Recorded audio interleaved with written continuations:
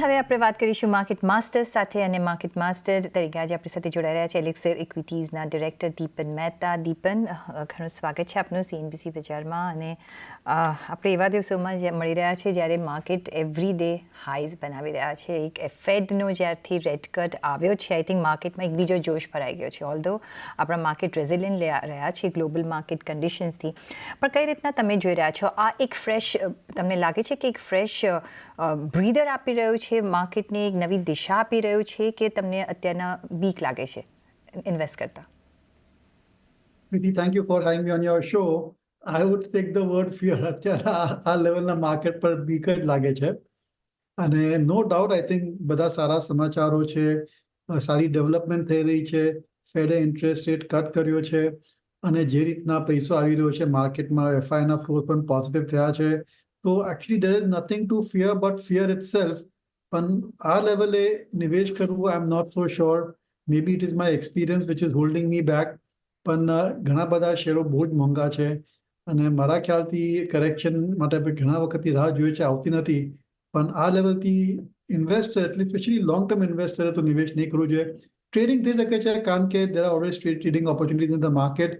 અને જે રીતના પૈસાનો ફ્લો આવ્યો છે, જે રીતના એક પછી એક કાઉન્ટર ને એક સેક્ટર એ લોકો ટાર્ગેટ કરે છે, you could definitely C movement over there. પણ આ સમય નથી કે તમે લોંગ ટર્મ પોર્ટફોલિયો બિલ્ડ કરો, કે તમે ધારો કે પૈસા તમારી બાજુમાં હોય, તમે મોટા પ્રમાણે ઇન્વેસ્ટ કરો. I don't think this is the right time. Long term investor માટે this is not the right time. But હજી આપણે કરેક્શનની દીપન આપણે રાહ જોઈ રહ્યા છે, એ કરેક્શન આવતું નથી. અને do you C it coming also? Because આપણે જે લિક્વિડિટી જે માર્કેટમાં ફ્રી ફ્લો છે, તમે કહ્યું એફઆઈઆઈઝ પણ જે આવી રહ્યા છે, ઓલ્ધો ફૂલ ફોર્સથી હજી પણ એફઆઈઆઈઝ આવ્યા નથી, બિકોઝ વેલ્યુએશન પાર્ટ એમને પણ ચિંતા કરાવે છે. પણ જે રીતના એટ્રેક્શન છે ઇન્ડિયન માર્કેટ્સનું, કારણ કે ઇન્ડિયન માર્કેટ્સ ઘણા રેઝિલિયન્ટ રહ્યા છે, એક ઓપોર્ચ્યુનિટી પણ બની રહી છે, અને આપણે સારું એવું સેક્ટર રોટેશન પણ અહીંયા જોઈ રહ્યા છે. So what should one do? શું કરવું જોઈએ? બિકોઝ એવું ના થાય કે પછી ફોમો થઈ જાય કે અરે મેં આ કર્યું હોત તો, આ કર્યું હોત તો એ પણ એક સાયકોલોજીકલ ફેક્ટર પ્લે કરે છે. શું રણનીતિથી તમે અત્યારના ચાલી રહ્યા છો? Although market is at all-time high, stock by stock, sector by sector માં correction આવી રહ્યું છે, and investors can look at those sectors. For example, આખું જે PSU index છે, it is corrected significantly. I think 12-13% down છે from its peak. અને PSU banks છે, PSU defense stocks છે, PSU railway stocks છે, ત્યાં સારું એવું correction જોયું છે, about 30% ની આસપાસ. અને હજી પણ વધારે થોડું correction ત્યાં આવે, then that may make a good entry point. જે બેંક્સ છે, બેંક્સ NBFCs છે, એ તો આ બજારમાં ચાલ્યા જ નથી, અને એ લોકોનું વેલ્યુએશન પણ કમ્ફર્ટ લેવલ પર છે. એટલે one could look at investing over there as well. એટલે રીતના pockets are there where there is some scope to invest, but on the whole broad marketમાં એવું કંઈ ખાસ દેખાતું નથી. અને although ઇન્ડેક્સમાં કરેક્શન નહીં જોવા મળે, પણ industry by industry, sector by સેક્ટરમાં તો કરેક્શન મળી જ શકે છે. હવે આપણે જો 2-3 દિવસથી સોફ્ટવેર શેરમાં પણ કરેક્શન આવ્યું છે. એટલે like that one has to be alert and look for securities or companies જ્યાં 30-35% કરેક્શન આવ્યું હોય, વેલ્યુએશન રિઝનેબલ લેવલ પર હોય, અને ફંડામેન્ટલ્સ સારા હોય. one could look at buying slowly into those counters. That is the strategy. પણ broadly તે પણ આપણે ફૂકીને પૈસા લગાવવા જોઈએ, એકદમ મોટા એલોકેશન નહીં કરવા જોઈએ. મારા ખ્યાલથી ધીરે ધીરે સ્ટડીલી જ્યાં વેલ્યુએશન કમ્ફર્ટ છે ત્યાં ઇન્વેસ્ટ કરવું જોઈએ. અને એઝ આઈ સેડ કે કરેક્શન તો થઈ જ રહ્યું છે અમુક કાઉન્ટર્સમાં. હજી વધારે થોડું કરેક્શન આવે, યા પછી ભાવ આ લેવલે સ્ટેબલાઇઝ થાય અને અર્નિંગ્સ વધતા જાય, તો એ જે વેલ્યુએશન મલ્ટિપલ છે એનું કમ્પ્રેસ થઈ જાય. તો look for such opportunities. That's the way I am playing this market. So Deepan, I'll go one stop,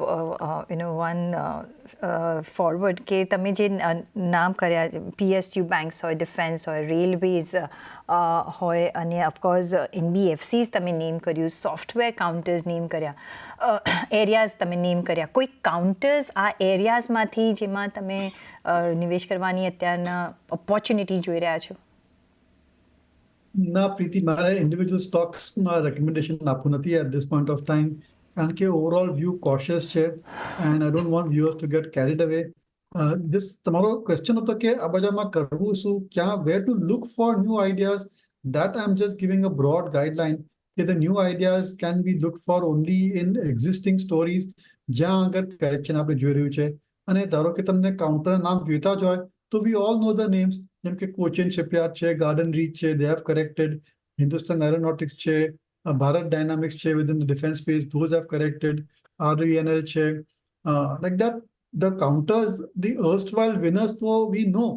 It's just કે આપણે સ્ટ્રેટેજિકલી એમ નક્કી કરીએ છીએ કે એમાં 30-35% કરેક્શન આવી ગયું છે, એટલે આ કરેક્શન પછી વેલ્યુએશન થોડો સસ્તો લાગે છે. તો those counters can certainly be looked at. અને આખી સ્ટ્રેટેજીમાં you have to look at the balance in your portfolio. For example, investor ધારો કે banks NBFCs માં underweight હોય તો definitely they should buy banks, HDFC Bank, Axis Bank, ICICI Bank છે. યા તો પછી NBFC માં તમે underweight હો તો I still feel Bajaj Finance માં સારો એવો રિટર્ન મળી શકે છે. Again, disclosure, we are clients are invested in these companies.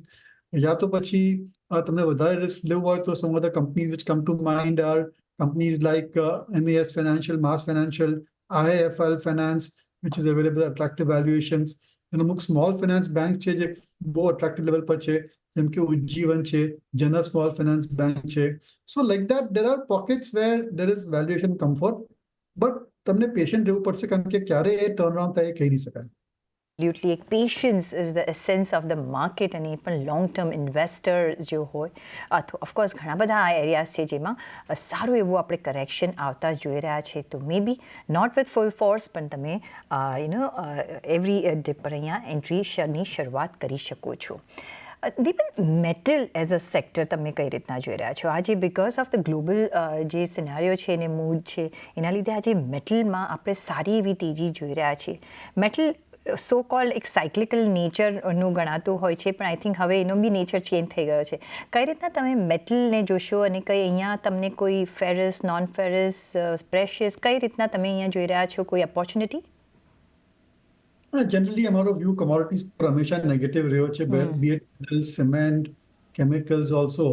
એટલે I would like to avoid the sector. No doubt એમાં ટ્રેડિંગ ઓપોર્ચ્યુનિટીઝ આવ્યા કરે છે depending on news flow, but I don't think from a long term perspective at these levels મેટલ્સમાં નિવેશ કરવાનું દેખાય છે. કારણ કે જે બ્રોડ ફંડામેન્ટલ્સ છે ઇન્ડસ્ટ્રીના, ગ્લોબલ ઇન્ડસ્ટ્રીના, એ થોડા ખરાબ થતા જાય છે. કારણ કે ચાઇનામાં જે રીતના ઓવર કેપેસિટી છે, ક્યારેક ને ક્યારેક તો એ અસર પડશે જ ઓન ધી મેટલ પ્રાઇસીસ. અને ઓવરઓલ ધારો કે યુએસમાં અને બીજા બધા ઇકોનોમીમાં થોડું પણ સ્લોડાઉન આવશે તો demand for metal will come down. So I just feel that it's better to just stay away from metals at this point of time. અને in fact metal consumer companies maybe targeted, જેમ કે automobiles છે. I am not suggesting it, but automobiles, appliances છે, engineering companies છે, I think they benefit from lower metal prices, lower steel prices. Those would be far more beneficial in this particular situation. જોઈ રહ્યા છે કે ઓટોમાં પણ આપણે સારી એવી તેજી આજના સેશનમાં જોઈ રહ્યા છે. પણ સાથે you did mention China, right? હવે they are in very bad shape, but they are investing everywhere in the world including India. અત્યારના આપણે ચાઇનાથી બધા જ કમ્પીટ કરી રહ્યા છે, અને આપણે જોઈ રહ્યા છે કે everybody wants to take the advantage. But the way they are going forward, do you C a threat ફ્યુચરમાં? અને ઇફ યસ, કઈ રીતના ઇન્ડિયન માર્કેટ્સમાં અને કયા એરિયાઝમાં મેટલ પછી તમે કયા એરિયાઝમાં એક થ્રેટ જોઈ રહ્યા છો? I think these are macro level questions, quick direct answer છે નહીં, but definitely I think China is becoming more and more important in the entire world economy. And it's no longer કે now the cheap manufacturing થતું હતું. Now they are having a lot of cutting edge technology also.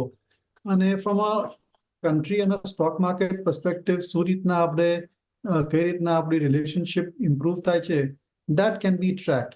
કારણ કે Chinese investments, if they come big time into the country on our terms, then I think that could be providing બીજું એક Philip આપી શકે છે, એક encouragement આપી શકે છે.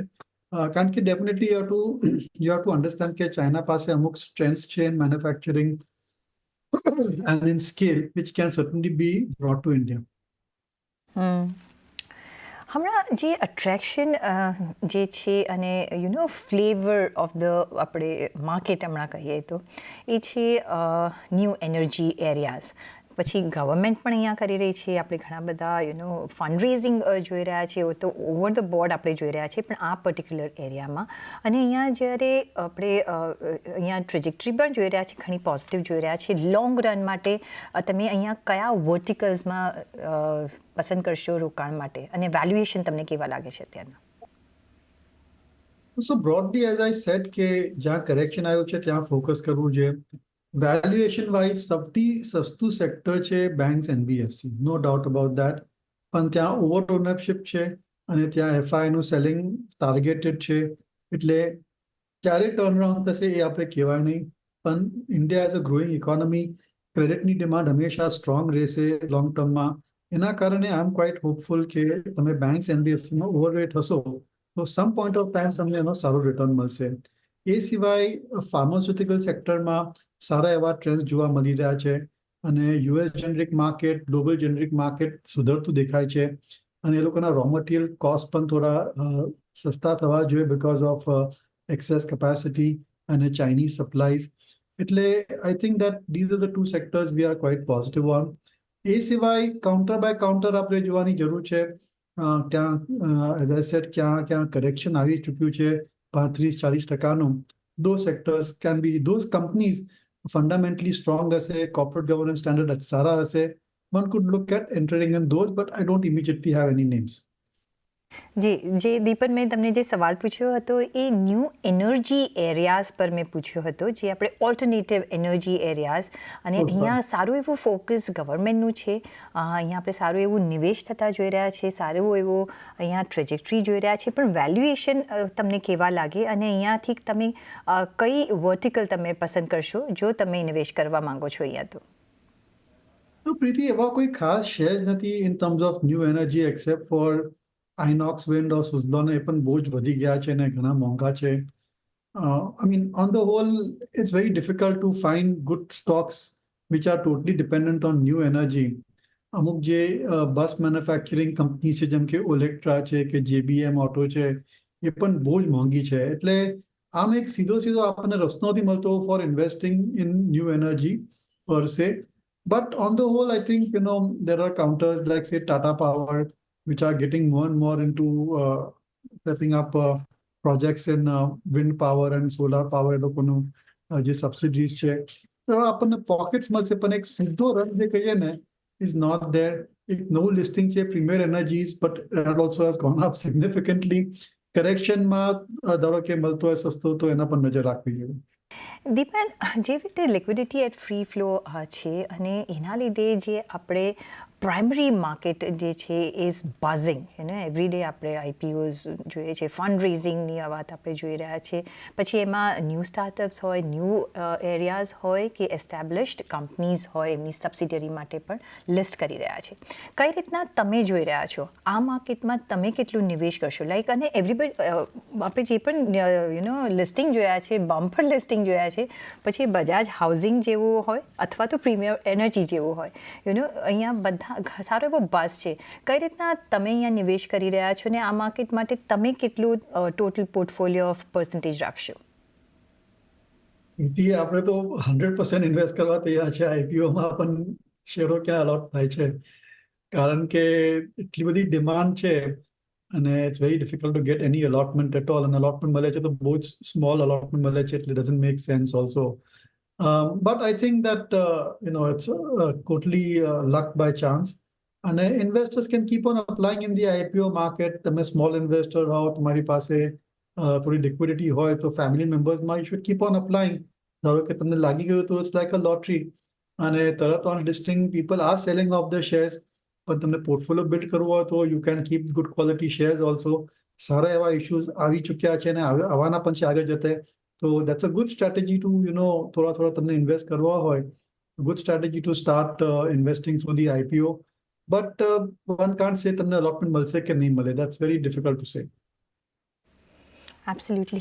મે બી પછી તમારે ઓપન માર્કેટથી લેવું પડે ને એમાં મે બી થોડોક ભાવ વધી જતો હોય છે, પણ ઓપોર્ચ્યુનિટી મળતી હોય છે કે તમે ઘટાડામાં પણ અહીંયા એન્ટ્રી કરી શકો, provided you go with the, તમે you agree with the theme અહીંયા જે પ્લે આઉટ થતો હોય કંપનીનો. પણ સાથે જ બેન્કિંગ એઝ અ સેક્ટર તમે યુ ડિડ મેન્શન PSU અને NBFCs પ્રાઇવેટ બેંક પોર્સે તમે કઈ રીતના હવે કામકાજ આવતા જોઈ રહ્યા છો, કઈ રીતના તમે અહીંયા નિવેશ કરશો? કારણ કે અત્યારના આપણે જોઈએ તો જે નિફ્ટી બેંક હોય એને સારું એવું કમબેક કર્યું છે. ઇટ વોઝ લેગિંગ અને અત્યારના ઇટ્સ ઓલમોસ્ટ આપણે ઓલ ટાઈમ હાઈ પર અહીંયા પણ કારોબાર જોઈ રહ્યા છે.